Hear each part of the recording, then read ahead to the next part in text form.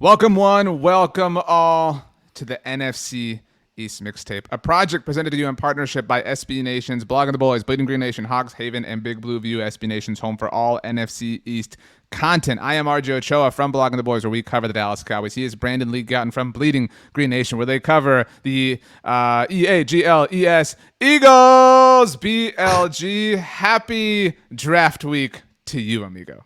Why are you chanting the Eagles chant? I mean, I didn't chant. I just spelled. you, I think you it's the kind of dumbest did it. thing. Like people think spelling is a chant. Like the Jets have a chant because they spell Jets. That's not just spelling. So like What's first the graders are Cowboys chanting. thing? Is that what we're saying? The Cowboys have a thing? Do they have like a theme song or like a war cry or anything? No, because they're not pathetic. I mean, they are, Um, but like not for that. I mean, I opening thought at the beginning of the show. Really good episode last week, RJ. Thought by us in terms of the reception too. great People job, seem us.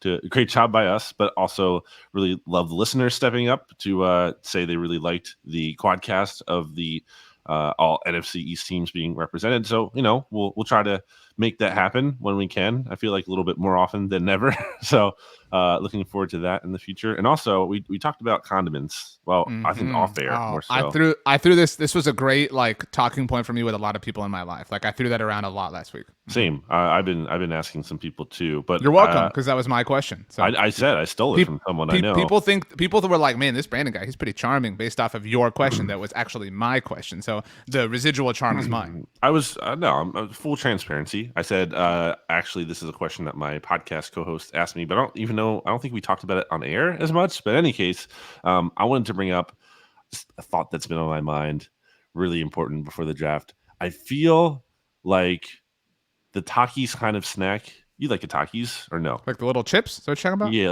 like the spicy rolled up tortilla chips flavored. Trader Joe's has a version, not a sponsor. Obviously, the Taki brand is really good. I don't know. I think those are kind of like underrated, and I just think people Um, needed to know that. are you a hot Cheetos person? Is that like you like I'm hot not like Cheetos? grossed out by Cheetos. But I don't like seek a Cheeto. Like I can take it or leave it. There's a great. It's not like the puffy Cheeto, but it's like a baked puffy Cheeto. Like if we're just talking like standard Cheetos. Again, not an ad, but I really enjoy those. But I think it's the As I same pull a company. bag of Cheetos into frame. Well, No. I think it's the same company. I don't like hot Cheetos because I don't like the crunch. I realize that's the appeal to Cheetos, but that's not my thing. So they again, I think it's the same company. They're called hot fries. So it's the same like concept. yeah. Like those are awesome. I love those. Okay. But it's kind of situational. Like and you have to be Well, practical with this kind of stuff. As a different example, recently I went and ate crawfish, and I was wearing my white United States women's national team jersey, and it was like just awful experience. Like I didn't enjoy it whatsoever because Yeah, like that's when you eat tough. crawfish, it's like explosion of juice. And so hot fries are kind of similar because your fingers end up red. And like in our line of work, we're using computer. We're the only people that use computers in Yeah. corporate America. And so like your fingers are Corporate. all like gunky afterwards. Like it's just not a good thing. I get that, and that is a downside of that kind of snack. Although I will say, you said situational. Takis on the beach, man. I think that just Oh, works. It dude, really works. that's like I like them like out by the pool. So like Yeah. if it's hot outside, Right. that's Gotta when be they're outside. best. Totally It's hot agree. outside. Yeah, you're in a nice, relaxing environment. Just a little bit of spice and flavor. It's great. So everyone this summer, go to the beach, get some Takis if you want. Again, we're not affiliated, but I think you'll have a good time. Last thing before we get into today's actual episode, two things. One, if you allow me to plug, this video and podcast are dropping on Blogging the Boys and Bleeding Green Nation and Hawks Haven and Big Blue View on Wednesday. But on Tuesday, we had DeMarcus Ware on the Blogging the Boys network, so you can listen to that or watch it on either place. So go check that out. We talked a lot about the 2022 NFL draft, obviously. But the other thing, Brandon, is this is the draft. And so, like I mentioned, our line of work, we're very busy. We're doing a lot of things. What are you eating? Like, what's your plan? What are you going to be eating on Thursday night, Friday night? Because like we're glued to our computers. We're doing all sorts of shows. Everybody go check out the SB Nation NFL show and stuff. So like it has to be quick, it has to be Yeah. efficient, but it's also the draft, so you want to have something somewhat special. You know what I mean? So like, what are you doing? Great question by you. Thank You're you. on fire recently. For the Just first like a time in hot your fry. life. That's right, baby. Yeah, or a Taki. Maybe that's your new nickname for me, hot fry. Who knows? I mean, That's what they called you in high school, right? And to be clear, talk about the Fuego version, which is like I guess the standard. I would say like the red, not because they have the blue. There's the blue Taki too. They're not as good to me, but the Fuego kind. Anyway, so really important question. I remember a couple years ago, I kind of saved like a big meal until after the draft was over. I think that Saturday night, like I wanted to have like a big feast, and I ended up getting from an Indian place in Philly called Tiffin, and that was actually really good. It was just like a nice big way to end the draft. So I don't know if I'm going to do that as much as I feel like I have some things on hand. I have like a Stouffer's baked like a lasagna. Oh, dude, those are great. Those are great. I think that could be like 2 meals for me, and just the convenience of it. Like I can cook it probably maybe like Thursday during it, leading up to the evening there, and then I'll just have that for 2 nights. So that's maybe like Thursday and Friday, and I'll kind of just piece together what else I have here. It's really kind of just grab and go. What about you? I think that I've been trying to lose some weight lately, been on the treadmill, you know what I mean? Been just grinding, but I think I might treat myself. Thank you very much. I look like a hot fry. That's everybody knows that's Brandon's nickname for me. But I'm thinking about a Whataburger, a staple here in the Republic of Texas. They have a sweet and spicy bacon burger. I get without mustard. Ooh. I'm not a mustard guy. I know that was a contentious thing with the condiment discussion. But with a large sweet tea and a large order of fries. Like, just go all out. Again, it's the draft. You know what I mean? Like it's a cool thing. I'm not like feeling like wings necessarily. And again, that goes back to like Messy. My hands. Exactly. Yeah. So yeah, that's my plan. That's how I'm gonna rock. Awesome. Okay, so speaking of the draft, this was your idea, a great idea by you. This is just a harmonious episode of the mixtape. You said, and I actually didn't even follow instructions correctly the first time, so I had to do it a second time. Let's do a mock draft. We use the Draft Network's simulation method, simulator. So not an ad, but the Draft Network's awesome. Not that the other simulators aren't awesome. But look, just throwing out kudos left and right. So we each did a simulation, and we each controlled all 4 NFC East teams and we each made the best possible pick that we could for each particular team. Are you ready to begin? Yeah, so we're like the NFC East Commissioner. Like we want to see if that was a real thing. Like we want the best for the NFC East. We're like the SEC or like the Big 12. Like we're the commissioners of an entire group. Right. We want the division as a whole to succeed for the standpoint of like we want the ratings and everything to be better. So yeah, we're trying to make every team better. We are the beast. Okay. So my top 4, since we're going to talk about the Giants pick, Jacksonville. So these were all simulated. Jacksonville took Aiden Hutchinson, who, by the way, on the subject of interviews you can hear on the SB Nation NFL show this week. Wow. We're also going to share that interview on the Blog and the Boys YouTube channel as well. But he went to Jacksonville. Did he go there for you? Trayvon Walker went number 1 in my simulation. So he went to Detroit in mine. So that's 1 and 2. Aiden went 2, I assume. Yes. Okay, so 3 for me was Sauce Gardner, and 4 was Kayvon Thibodeau. Is that? Okay. Well, okay, so Sauce Gardner for me to the Texans at number 3, but then Evan Neal, the first offensive tackle comes off the board, right above the Giants' first pick. That makes things complicated because I took Evan Neal for the Giants. I think we've talked about that. That's something Ed talked about during the quadcast. Gotta establish that offensive line. Ed's in love with him. I'm listening to my head coaches and whatnot within my conference as the overall commissioner. Evan Neal was my pick, but you couldn't take him for the Giants. Right, and that's who I would have taken, to be clear as well. I just think it's close between him and the other guy's name that I can never pronounce, Acom, from Acom, the North Carolina State. North Carolina State. But I just think, you're talking about a guy who is 21 years old and played for Alabama. Like, it's just, you can't overthink that to me. Like get an Alabama offensive lineman. I think you're going to go right with that. So, or like an Alabama receiver. Like all of them except Devontae Smith are awesome, right? Mm-hmm. I mean, that's just really a shame to say that about Devontae Smith when it's not true. But obviously, we've talked before too about the Giants, being a real contender to trade down with one of these picks and maybe as the number 5 pick. And obviously we're not doing trades in this draft, just as a little spoiler, but there's a scenario maybe where the offers aren't coming in and they just want to stick and pick. And I think getting an offensive tackle, whether it's Ecom or whether it's Evan Neal, I think those guys are the better bets. Yeah. I agree. If the Giants walk out of this with a tackle and a future first rounder, I think it's a success. I think if they walk out with a tackle and something, it's a success. Like they just have, if you can draft the first tackle off the board, like I did at least for them, like that's again home run sort of thing. It's unfortunate, but the Giants are really kind of headed in the right direction. So this one is pretty easy. Unfortunately, pretty chalk. Although we did have differing results. So let's see, who did the Panthers take? Because they took Akeem in my mock. So at number 6, they have Charles Cross going off, who has been connected to the Giants a lot, especially I think if Right. they do trade down from 5 and probably going to be on the board there for them at 7 at least. I just want to touch on the Giants offensive line real quick too. So, okay, let's say they add a Evan Neal. I mean, I guess you're having him play right tackle. So you have Andrew Thomas at left tackle and Neal on the right side. Like that's a pretty good bookend, to kind of to fill the interior. Obviously on the inside, not really any mainstays. They signed Mark Lewinsky from the Colts. He's kind of just but it takes time. It's a project. Yeah, right? like that's a really, and John Feliciano was clearly a placeholder too. But like, okay, that's a somewhat respectable offensive line now, and obviously a lot of promise moving forward. You have an NFL quality offensive line. Like that's a massive improvement. And they've been trying to, and like you said, don't overthink it. They've been trying to like reassess and reestablish this offensive line for what, like 10 years at this point. I mean, just so don't overthink it. And that's like, if they walk away with any of these 3, I think it's fine. I think it's fair. You can have your argument. That's kind of what Ed touched on too. Like whichever one you prefer, whatever. It's your Brian Broaddus, who does a great job covering the NFL draft, but has been a Cowboys mainstay forever. Always talks about like it's flavors of ice cream at this point. Like you're picking your favorite.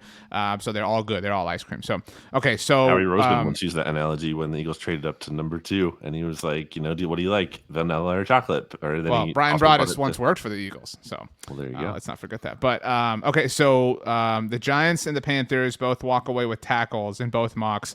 So that puts us back on the clock at 7. Do you want to tell me, for the Giants, obviously, do you want to go first? I went first last time, so maybe you should here.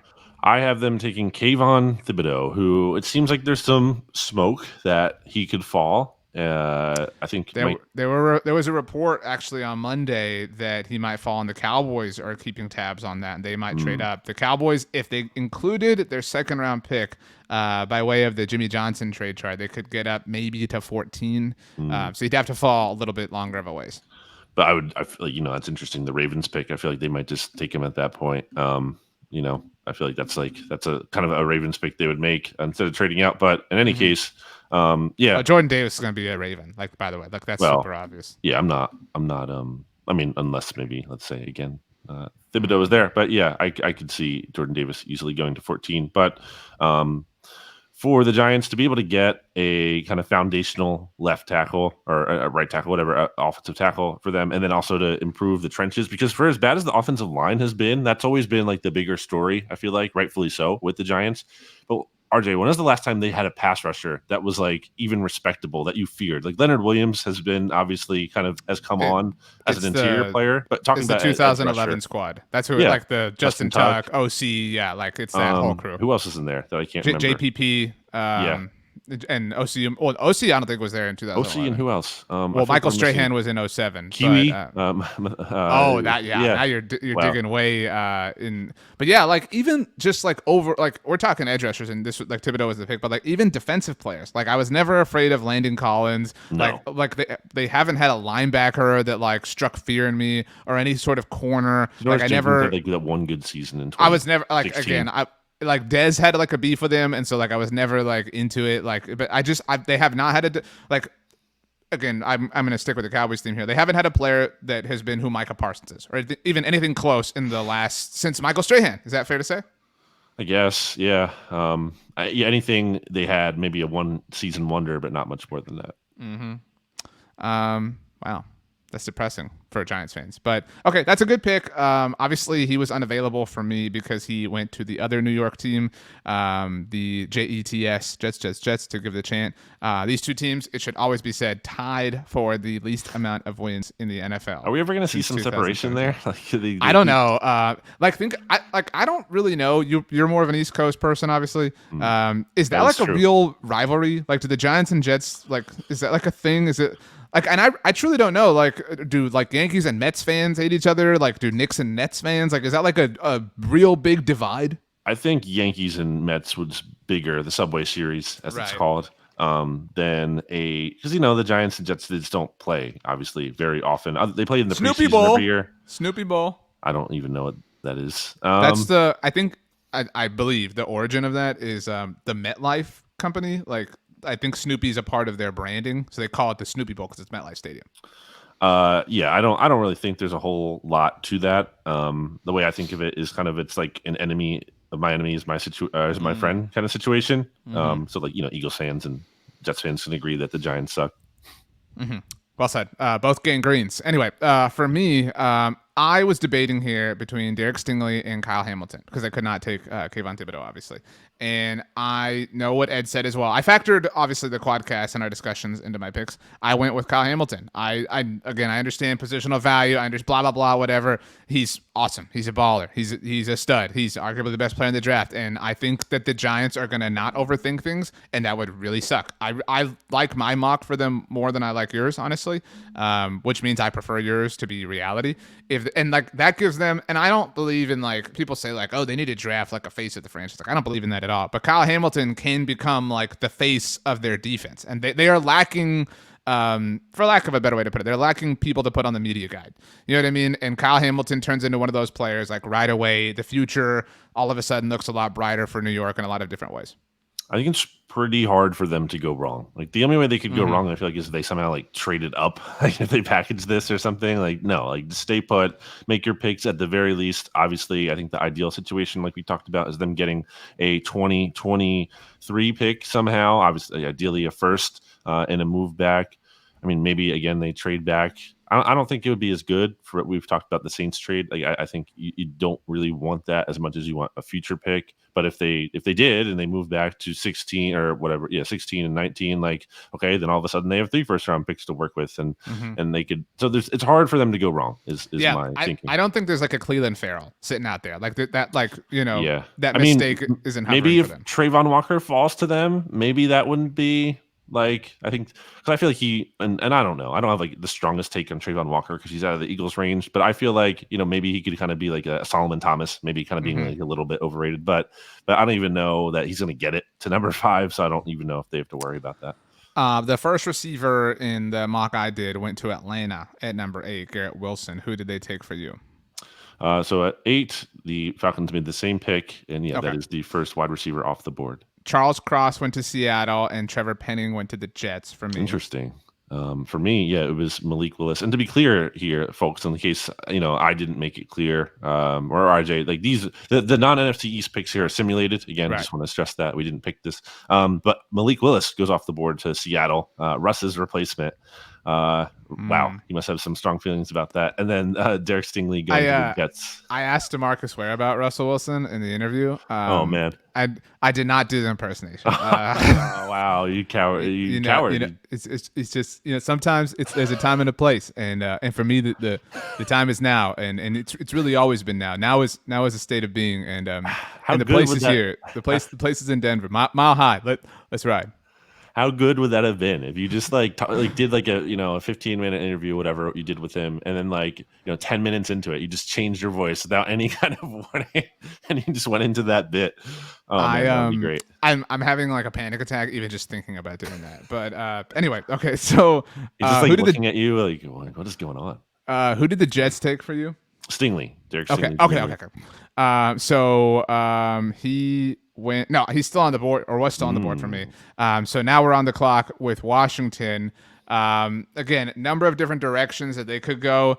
But again, factoring in what Stabby said, factoring in the team, factoring in what they've done this offseason, factoring in the fact that Terry McLaurin still doesn't have a deal, it felt like they have to get a wide receiver. And again, like, we laugh at Carson Wentz, but do everything you can to help him out. Like that's the boat you're in right now. Like you made this bet, so you might as well lie in it. I took Drake London. I feel like that makes a lot of sense.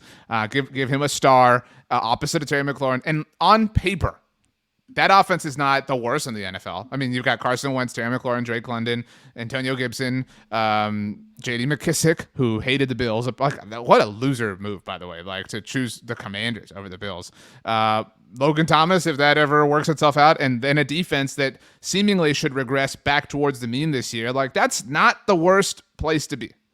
So Drake London, despite being a bigger guy, kind of works on the slot a lot. And maybe Washington could see him as like their new Zach Ertz, kind of obviously a different position like not exactly, it's a wide receiver to tight end, but like that bigger guy who can kind of be an underneath target. I think maybe that's what they could be thinking there. Should be noted that Todd McShay, in a post for Monday on ESPN Plus, he wrote about like things he's hearing around the league, and he connected Drake London to Washington. Also, Chris Olave could be a little Buckeyes pairing there in Landover, Maryland. And Drake London doesn't really scare me, honestly. Like I would prefer Washington to take him because I think there's some kind of like bust potential there, or at least I think he might not be anything overly stellar.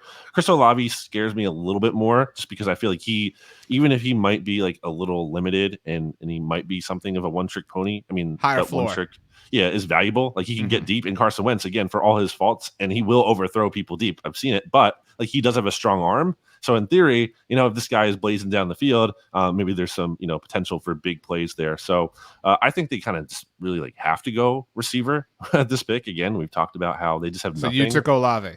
So I made a pick for them, but I did not take that because I will say I think they have to go receiver unless there isn't like obvious player that falls to them instead that probably shouldn't be there at number 11. And I went with Kyle Hamilton here just because I was between this and receiver, but I was like, I just don't think you can pass on him because I think there's a chance he doesn't even make it to that pick. And obviously you lose. They parted ways with Landon Collins, right? Where's Landon Collins now? Or is he still there? Open market.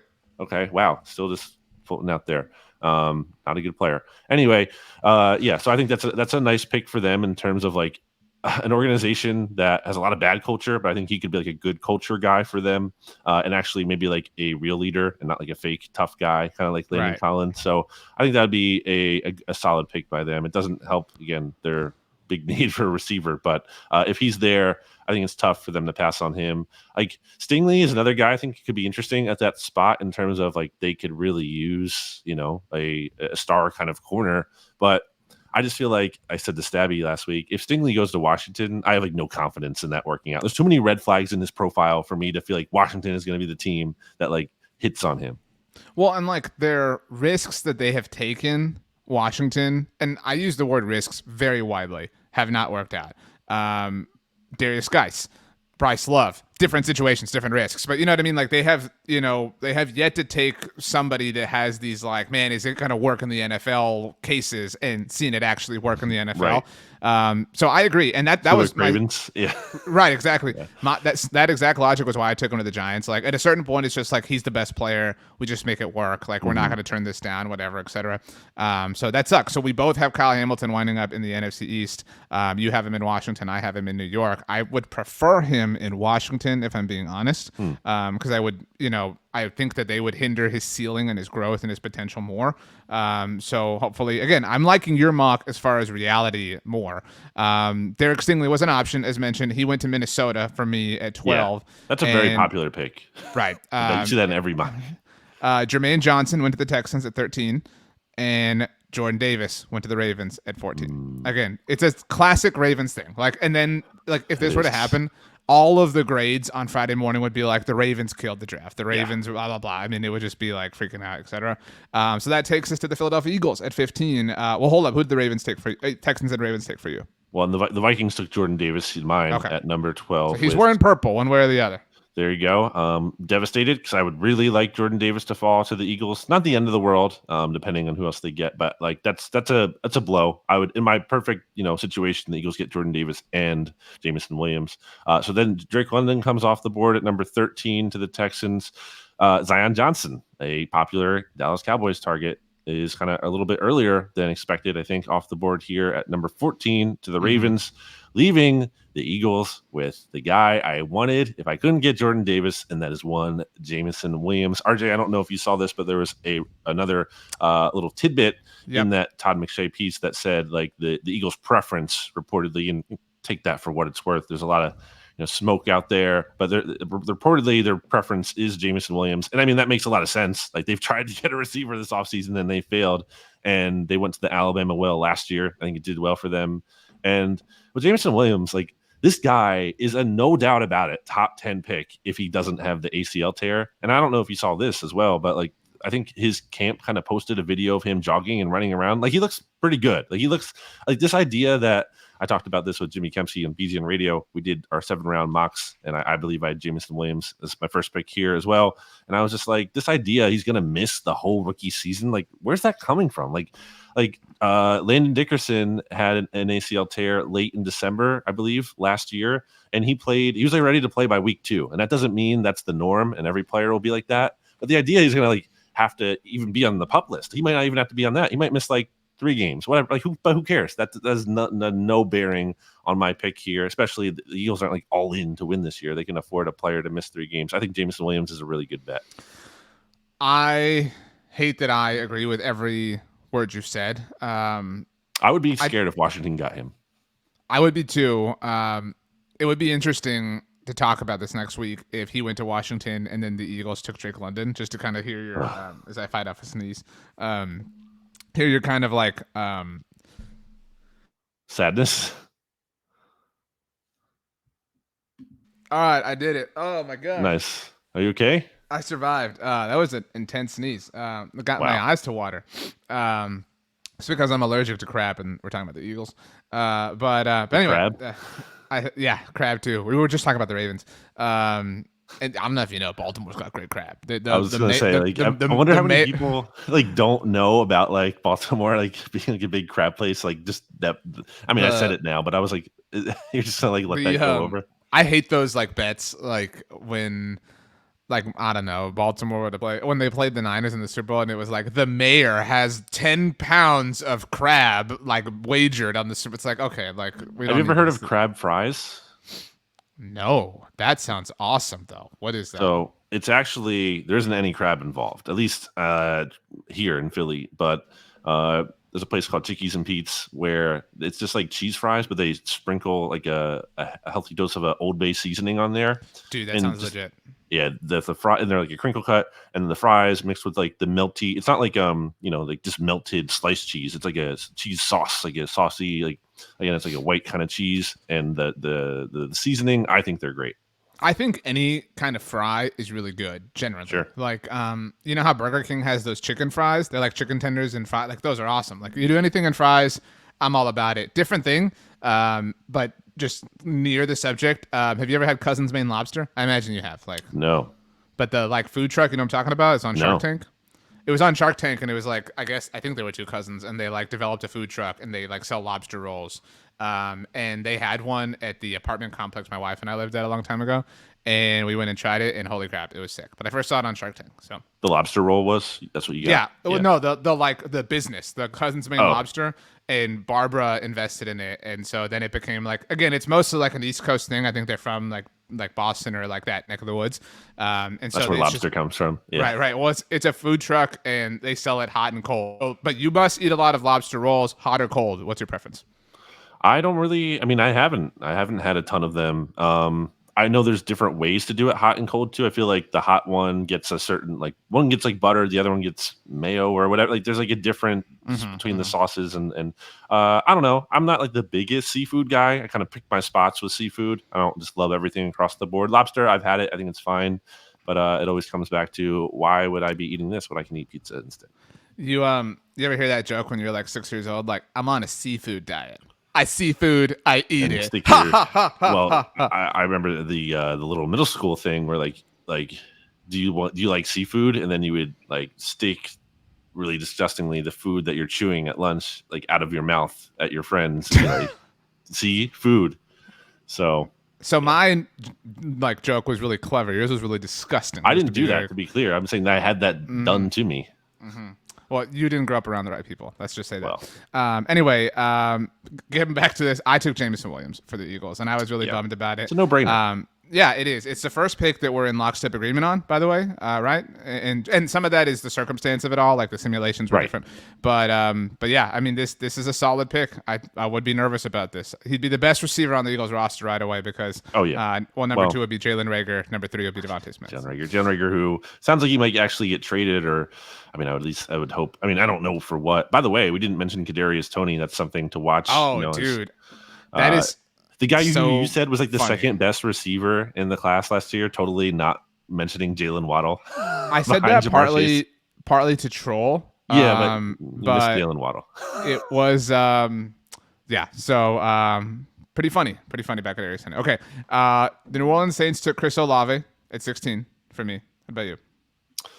Just what a disaster, by the way, though. Like the trade down was really good for the Giants last year. Obviously, Gettleman did a great job Dude. with I that, mean, but just like to pick Kadarius Toney because you missed out on Devontae Smith and you had to get a receiver. And I think Toney is talented, but like there's so it's many just red flags with him. but some of that is like, this sounds weird. Some of it's not the Giants' problem. Like their culture's broken. Like it was not a wise pick in that sense. Like, you know, like they were not going to be the place that he could flourish.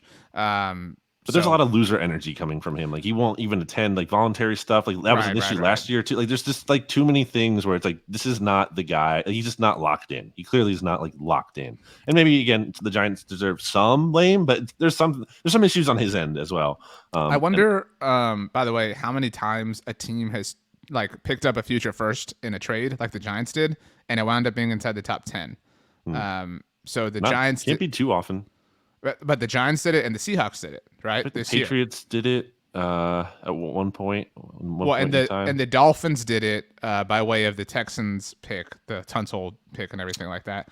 Right. But so interesting perspective for all the like future firsts that are potentially being dealt. So I do think the Eagles have the best chances of having that next year. But anyway, so who did New Orleans take for you at 16? I took Chris Olave on my end. Last thing I'll say about Jameson Williams, that's one of the few players that gets me really like excited. Like there's a bunch of players in this range that the Eagles could take and it's like fine or like good pick, whatever. But Jameson Williams is exciting. But at number 16, the second quarterback goes off the board. Desmond Ridder goes to New Orleans above, Kenny Pickett. Okay. All right. So New Orleans, this was the original Colts pick, correct? That went to Philly, that went to New Orleans? Okay. And it'd be interesting for Eagles fans to be rooting against Desmond Ridder. It would. The Chargers took Devontae Wyatt on my end at 17. Okay. Jermaine Johnson falls to number 17. Someone I strongly considered at number 15 could be in play. I don't think he's going to fall this far, but we'll see. So that takes us to 18 in the Eagles, and I was a little bit stuck here. Like the Jameson Williams thing was really obvious. It was really like, okay, this is an easy dot to connect. I don't know, like maybe you won't like this, but I just kind of thought like what makes sense, like what's high floor, what's a solid bet. So I took Trent McDuffie. I feel like solid pick for the Eagles. You strengthen your secondary, so you've built up your receiver room, your secondary room. You're in a weird spot as a franchise overall, but I think this is the best step to take, assuming you can't trade out again. I think the Eagles, when it comes to the question of like, should they trade up or trade down? It's really both. They should trade up ideally for a little bit from 15 to get Jordan Davis or Jameson Williams to make sure you don't get sniped for those kind of players. You should also probably trade down for number 18 because, like, to your point, I think that's speaking to kind of where the talent kind of just dips off and you're not really feeling super stoked about anyone at that pick. So it wouldn't be the worst thing if they stayed there, but it's not like you're not excited about it. And I just feel like there's probably better value in moving down. And I think it's relevant. And I was talking again about this with Jimmy on BGN Radio, but you look at the Steelers there at number 20. And maybe they want to move up a couple picks because maybe the Saints don't take a quarterback at 16 and they're worried about them getting one at 19 or some other team kind of sniping the Steelers at 19. So I think there's a potential trade opportunity for the Eagles to move back, if not with Pittsburgh, with some team. I think Peter King had them moving back to the Packers at number 22. So I think there will be an opportunity for the Eagles to move back, even if just slightly. I had them taking Trent McDuffie as well. I had them taking Karlaftis in the mock I did for BGN. I didn't want to do that again, even though he was still on the board, just because that's kind of boring from a content perspective and me just doing the same exact thing and talking about the same exact points. With McDuffie, I'm not thrilled about it. I think cornerback is obviously it's a big hole on the Eagles roster because it's Darius Slay. And can you name the other starting quarterback? No. There isn't one. I mean, he's in the slot, but like if you're talking about outside, it could be Zach McPherson, who showed some promise, but was like a 4th-round pick last year. And the Eagles have a bunch of just like day 3 kind of young players that they seem to be kind of excited about. I tend to think they might be able to work through that and maybe adding a pick later, just because in Jonathan Gannon's defense, you're asking, these are cover 2 corners who aren't like asked to be, play like man, and they don't have the toughest assignments.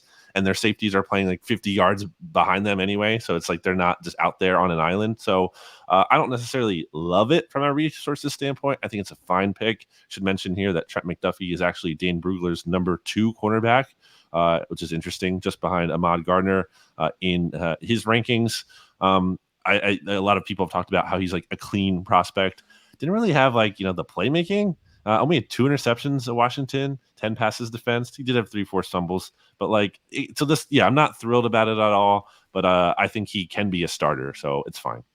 I think this is the best pick. I mean, I don't think you're like quite making lemonade out of lemons. Like it's not like the world is ending here sort of situation. It just this speaks to the class. Like there's only like a dozen or so, Baker's dozen, whatever, like true first round grades that you can hand out. So anybody else, you're kind of like, whatever. I think in this is a reason why, if you're an Eagles fan, first of all, sucks. But you should be rooting against New Orleans to draft a quarterback first, because you want this to be that pivot point for the second quarterback to come off the board. So that's one, level of interest here. Other than that, I mean, cool. Good for you, Eagles. I mean, I was going to say this too. You made me think of it. Who did Sauce Gardner go to in your mock? The Texans Giants, at 3. the Texans. Okay. I am already saying this now, and I realize this is not like a, whoa, like I'm the first person to say this. It is going to be so annoying on Friday, whatever team that drafts him. Like the Sauce stuff is going to be, they're going to beat it to death right away. Like, you know what I mean? They're going to ruin it right away. Like it will take less than 24 hours for it to get old. What's the best team he could go to in terms of like marketing for Sauce? Texas barbecue sauce. So Texans works Houston. Out. Yeah. Because what other condiment has the word sauce in its name? Barbecue sauce is the only one. The last thing, maybe tomatillo sauce, but also like a southern Texas, like near the border type of thing. The last thing I'll say about the Eagles is that I believe, even though they did get the 2023 first round pick from the Saints, and they got the 2024 second round pick, I think, right? They're not done. Like they need to get, because we've talked about at length all those other teams that have first round picks next year. I still believe at some point in this draft, it doesn't ideally it would be another first, but like that's not realistic to expect that. Ideally, they still need to pick up another first, or not another pick in a future year. It doesn't necessarily have to be 2023, I think, but either in 2023 or 2024, they need an extra pick at some point. Okay, so that takes us, we have the Cowboys left, and I have the Dallas Cowboys pre-draft press conference to get to. So just so everybody knows how the sausage is made, that's when we're recording this. They're about to be speaking shortly, so, chop, chop, BLG. Okay. The 5 picks between the Eagles and the Cowboys, for me, my simulation, New Orleans did take a quarterback. It was not Desmond Ridder. It was Malik Lewis for me. Pittsburgh took Desmond Ridder, so there go 2 quarterbacks, which I'm fine with. Push other players down the board. Super awesome. Happy to see. New England took Devin Lloyd. Green Bay took George Karlaftis, not a wide receiver. A lot of people think that's happening. And Arizona took Kaiir Elam. So what were the 5 picks for you? So similar, but it's Trevor Penning to the Saints at number 19. They fill a hole at left tackle there. Kenny Pickett stays in Pittsburgh. You can imagine. Oh, man. Did you know that they work out at the same facility? Wow. Yeah. How cool. Things you would get tired of. Kenny Pickett staying in Pittsburgh would be really on brand. I feel like that's Dan, it would be like they didn't draft Dan Marino in 1983. They made sure to get the Panther this time around. I feel like Pitt is such a lame name for a school, by the way. Like, it's so lazy. Like just like Pitt. Like think of like any other state that like abbreviated it or like shortened itself as the name of a school. Like I know that Cal goes by Cal, but it's like California University, right? Like what is there's multiple ones, right? Yeah, so it's not just like Cal, and even Cal sounds like Pitt. It sounds gross. Like imagine especially when you're saying it like that. If a Florida school was like floor. Like Florida means flower in Spanish. Like that'd be kind of cool actually, but like Pitt, like it just sounds gross, dude. It's so whatever. But okay, so Kenny Pickett goes to this. They're gonna stuff some fries in Kenny Pickett's helmet and draft him. That's a little Permante's joke. Permante's is awesome. Pittsburgh is so much better than Philly. This is a terrible take. I've had it, and I wanted it to be good. I was excited, but the fries weren't even good. I loved when I went to Pittsburgh for the Cowboys-Steelers game in 2016. Awesome. Like, great sports town, great sports vibe. This was November, so obviously didn't go to a game, but PNC Park, I'm going to just, like, say best baseball park in America. It's really cool. All the bridges and stuff in the background. Yeah. The banks of the 3 rivers. See, like, what does Philly have? It has it's nothing only 2 like that. Rivers. Like, Pittsburgh is the best city in Pennsylvania. It's 2 rivers. Anyway, Chris Olave at 21 to the Patriots. We have Karlaftis also to the Packers like you did, and then also Elam to the Cardinals. So that leaves us at the Cowboys pick at number 24. So the options for me that I seriously considered, Zion Johnson was gone for me. Gone for me. No, he yeah. he was. No, I don't think he was for you. He was no, gone for me. he's not gone. Ravens. So you're right. I debated between Zion, who I did not pick, obviously, Kenyon Green, and Traylon Burks. Those are my three sort of situations. I prefer Kenyon Green to Zion Johnson. Like if I have the option, I'm taking Kenyon Green. It's really a decision for me between Kenyon Green and Traylon Burks or Chris Olave. Like, so it's like a choose your own adventure. Do you want the adventure beginning with a guard or do you want the adventure beginning with a receiver?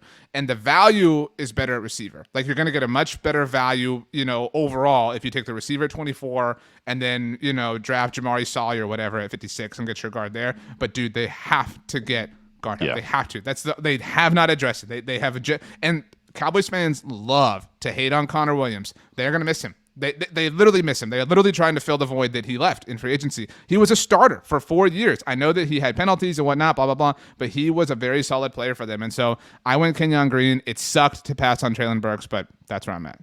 Also took Kenyon Green. I just think the place the Cowboys are in, and you look at like historical bust rates at certain positions, I think there's more volatility with receiver, especially in a class where there's like not a consensus. There's kind of like, a lot of split opinions on these guys. And I think just getting a surefire, it's a guard, so it's not like the most premium pick, but still like you're later in the first round. That's not the biggest deal. I'll go back to what I said last year. If the Cowboys are going to be undone, I think it's going to be more about their offensive line than their receiver situation. Like suddenly, like they have enough at receiver with Michael Gallup and CeeDee Lamb. I disagree that they have enough. Like, they have enough to like, not that they're stacked, but they have enough. Like they don't have to pick a receiver. Is my point. I think they're like they will take a receiver in the top 100. Like I would bet that's fine, but like they don't have to take one in the first round. Is the point? I don't know. I mean, they can. But I think it's better I think it would be more prudent to take the offensive lineman, go with kind of your meat and potatoes kind of draft, straightforward, eat your vegetables kind of draft, as opposed to like the icing on a cake, which is more, maybe satisfying, more sugary, more sweet, but isn't going to last you, isn't as the sustenance isn't there. I think offensive line is the better way for the Cowboys to go.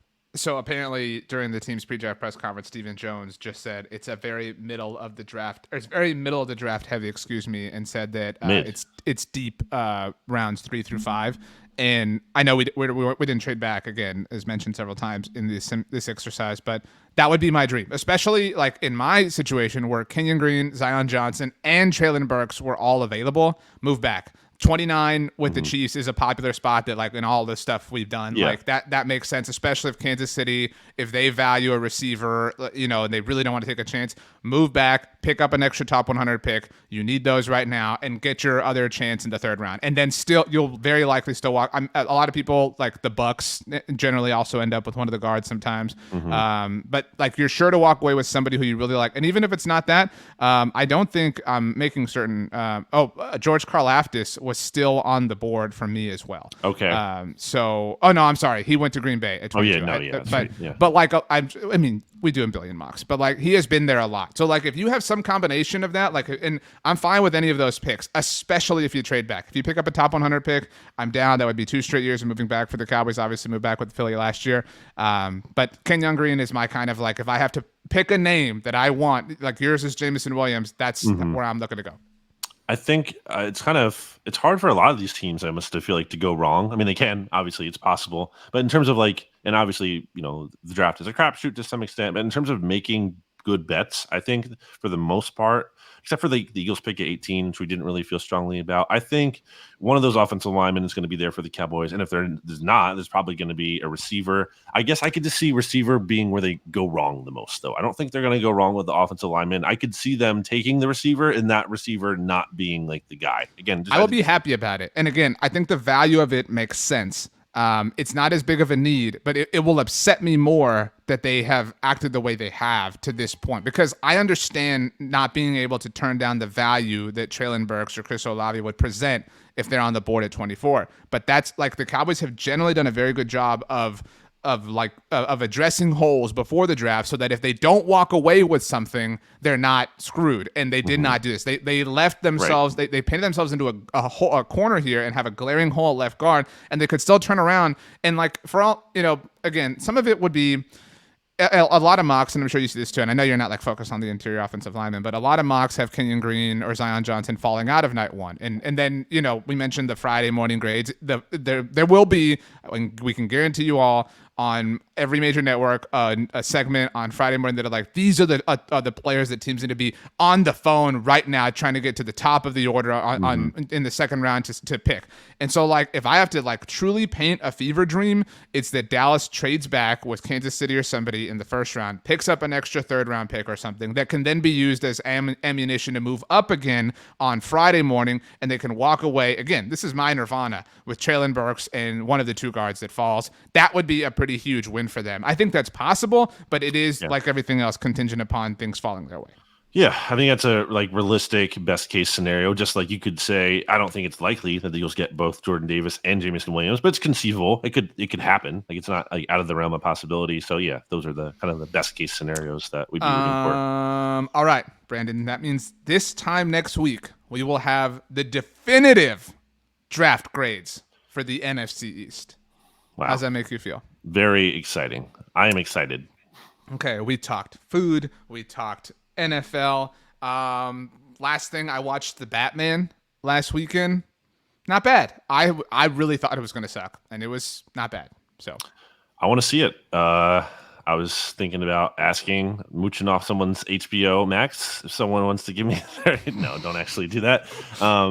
I'll figure out a way to watch it at some point. I want to see it. I do like the concept of, at least I don't really know a ton about it. I haven't read a ton of the reviews, but some of the things I've heard in passing are that it's more like kind of mystery based. And I like that idea.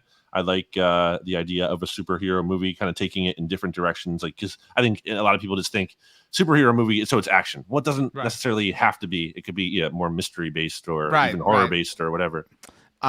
This sounds dumb because I've never seen Sin City, but and I was talking to our great friend, the Whiskey Influencer, about this. It had like Sin City vibes. Like, where's my invite, by the way? The Whiskey Influencer. Hey, I gotta. Why am I even not been invited to be on the? I mean, he did last week when I infiltrated your. That's all thing. I'll say. Anyway. Batman is, by the way, the official superhero of the NFC East because I am Batman here. You were the Joker. Which I like how people call Batman detective. I like that. So I'm Batman. You're the Joker. Before we leave, Ed and Stabby are who? Stabby's the Riddler. Very easily the Riddler. Wow. So DC. So that leaves what for Ed? Ed is maybe Penguin. Yeah, kind of soft-spoken, but calculated in what he says. A little bit older, that. Not like the only thing, but I think that's yeah. Okay, all right. So that makes Blogging the Boys my Batmobile because it's my vehicle. You know what I mean? So you got to get a purple suit. That's your assignment for next week's NFC East Mixtape. If you want to see BLG wear a purple suit on the NFC East Mixtape, tweet at us. He is on Twitter at Brandon Gowton. I am at RJ Ochoa. If at least 5 people tweet at us and use the hashtag I'm not agreeing to this.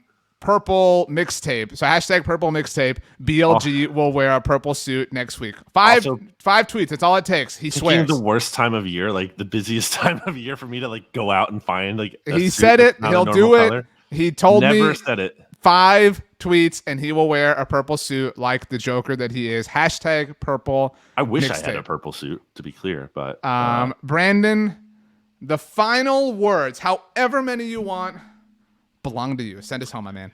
Everyone, we appreciate you listening. The draft is here. It's exciting. We would appreciate if you not only left a rating and review, that's all good, but also, why not tell a friend about the NFC Mixtape? It doesn't have to be a fan of the same team that you root for. It could be, like an Eagles fan friend or a Giants fan friend, whatever you know. Just tell someone, spread the word by word of mouth, and we appreciate it. Sincerely, BLG and Hot Fry.